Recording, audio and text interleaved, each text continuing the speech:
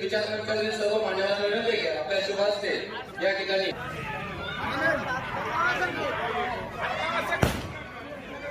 सर्व समाज बांधव या ठिकाणी उपस्थित स्टेजवरील सर्व समाज बांधव यांना विनंती आहे आपल्या शुभ हस्ते या ठिकाणी